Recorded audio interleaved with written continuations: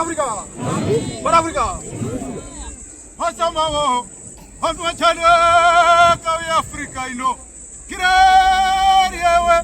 Kirari eshe. Kirari ya kutemberi ya cheso iyo. Kirari ya eshe. Mambo ni miroti ngawa cheso we.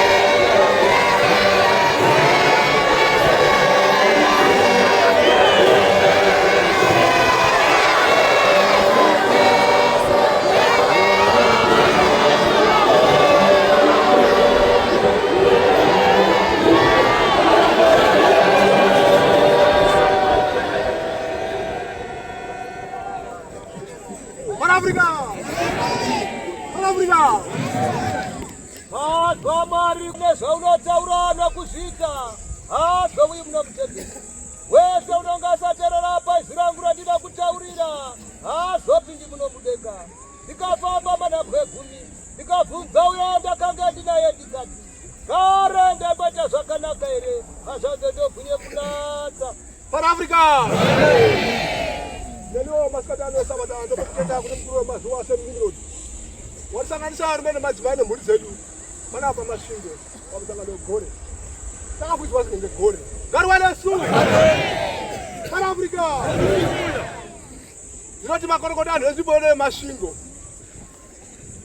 Mwari unokudai kwazvo nechipekutenda kumarabha uma ese enzvimbo ino naana sangano nemadzimai amai makabatana Mwari unemi ngaruwane su tsamba ndavhura yati iwe Johani ndoti basa ratenzi pasipo kono sikazokuteereri pane zvaunotaura nekuzviita hai mutembera haafani kupinda pamunhu iyena kana mudenga uoneki ngaruwana su saka nyaya iripo huru basi yetinaye pandima yekunamata ngekuteereri mupristi Zvese zvaanotaura tichizviita ngenguva ngemwoyo wese.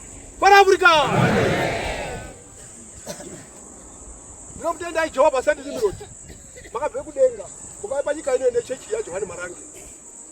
Inonakidza kwazvo. Mazwa sei hama dzangu muprofita Chemba. Izvo hazvioneki kwangu machechi baizvi. Mari haasi kutendera pakuti rumbo rwaemba apa rweHagros ruru.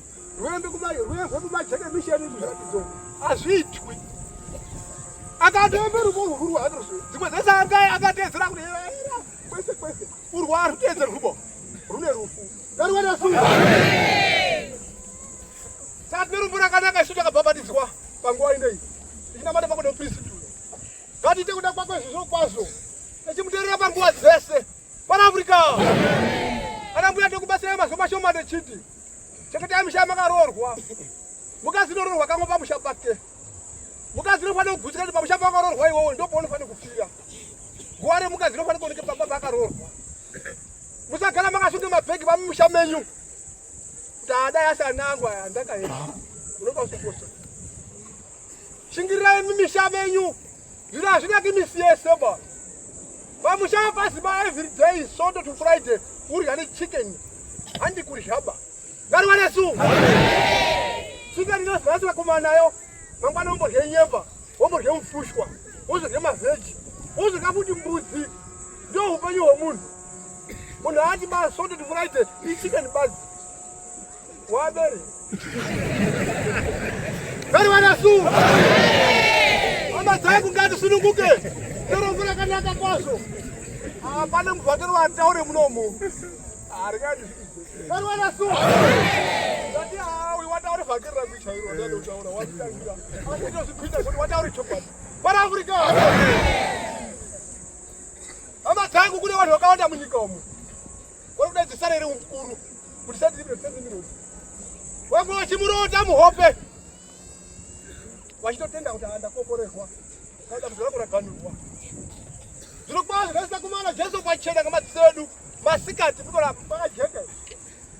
Hani bori dimba ba. Takumana mupolisi pachena. Ayo ndo makorokoto chaiwo. Panafurika.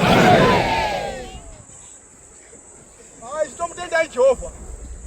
Tenzi wangu munzira metiri kurarama umu kuti kuna matara makatida umu. Mune zvakawanda zvinopingaidza. Mhepo dzemasinga dziri kusumuka kurwisira basa kuna matenda.